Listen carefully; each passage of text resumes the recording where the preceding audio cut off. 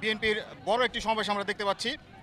এই সমাবেশ কি উদ্দেশ্যে এবং জনসাধারণের জন্য যে বর্তমান যে ভয়াবহ পরিস্থিতি চলতেছে দেশের এই বিষয়ে জনসাধারণের উদ্দেশ্যে আপনার কি বক্তব্য থাকবে এবং আপনাদের কি মেসেজ থাকবে দলের পক্ষ থেকে?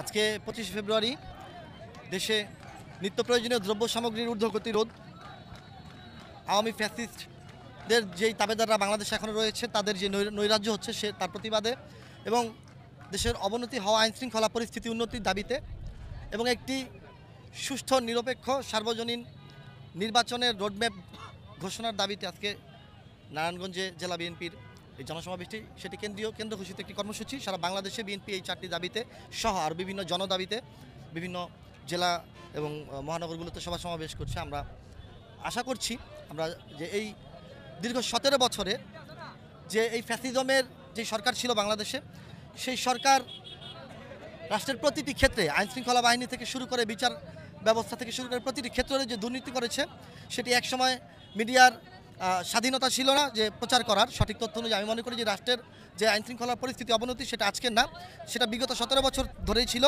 যেখানে সংবাদ মাধ্যমের কণ্ঠরোধ করে রাখা হয়েছিল। আইনশৃঙ্খলা পরিস্থিতি সার্বিকভাবে তারা তুলে ধরার জনগণের সামনে প্রচার করার অনুমতি ছিল না, যার কারণে আমরা জানতে পারছি না। এখন যেহেতু এই ছাত্র জনতার রক্তের বিনিময়ে এই ফ্যাসিজমের পতনের পর যেখানে জনগণ এবং সংবাদ মাধ্যম তাদের বাকস্বাধীনতা ফিরে পেয়েছে, তারা স্বাধীনভাবে নিরপেক্ষ সংবাদ প্রকাশ করতে পারছে বলেই কিন্তু আজকে আমরা জানতে পারতেছি যে দেশে এই ধরনের নৈরাজ্য চলতেছে। আমরা এই অন্তর্বর্তীকালীন সরকারের কাছে একটি রিকোয়েস্ট রাখবো যে আপনারা যে সংস্কারটা শুরু করেছেন প্রকৃতপক্ষে যদি সেই সংস্কারটা হয় তাহলে এই 17 বছরের ফ্যাসিস্ট শাসনামলে যে আইনশৃঙ্খলা বাহিনীর যেই কর্মক্ষমতা যেভাবে নিয়ন্ত্রিত করা হয়েছে, যে কারণে দেশের যে আইনশৃঙ্খলা পরিস্থিতি অবনতি হয়েছে সেটা খুব দ্রুত আইনশৃঙ্খলা পরিস্থিতির উন্নতি হবে। এবং আপনারা সকলেই জানেন যে বাংলাদেশ একটি দারিদ্র্য সীমার মধ্যবর্তী আয়ের দেশ, সেখানে যে দ্রব্যমূল্যের ঊর্ধ্বগতি প্রচুর, সেই ঊর্ধ্বগতিতে জনগণের পরিস্থিতি কিন্তু জীবনযাপন পরিস্থিতি কিন্তু নাভিশ্বাস।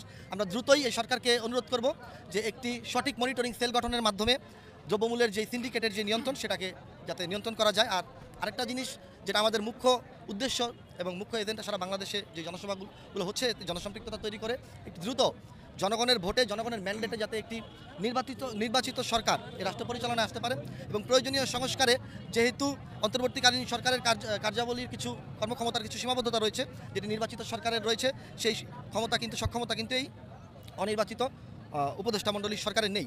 তো এই দেশের সার্বিক পরিস্থিতি এবং সকল ভঙ্গুর অবকাঠামোগুলোকে পুনর্গঠনের জন্য আমরা মনে করি যে দ্রুত একটি নির্বাচনের মাধ্যমে একটি নির্বাচিত গণতান্ত্রিক সরকার প্রতিষ্ঠা করা হোক, যাতে করে সকল সংস্কারে এবং ভঙ্গুর সকল রাষ্ট্র ব্যবস্থাকে পুনর্গঠনে সেই সরকার সহায়ক ভূমিকা রাখতে পারে। আর সর্বশেষ সেই বিষয়টি আমরা বলতে চাই যে ফ্যাসিস্টদের এমপি মন্ত্রীরা এবং তাদের তাবেদাররা যারা সক্ষম হয়েছে দেশ ছেড়ে পালিয়ে যেতে, হাজার হাজার কোটি টাকা লুটপাট করে তারা পালিয়ে গিয়েছে, কিন্তু তাদের দোসররা এখনও দেশের ভেতরে বিদ্যমান রয়েছে।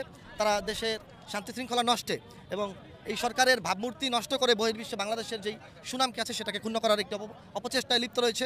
তারা এখনও প্রতিবেশী রাষ্ট্রের যেই গোয়েন্দা সংস্থা রয়েছে তাদের এজেন্ট হিসেবে বাংলাদেশে বিভিন্ন ধরনের অপকর্ম নৈরাজ্য সৃষ্টি করছে।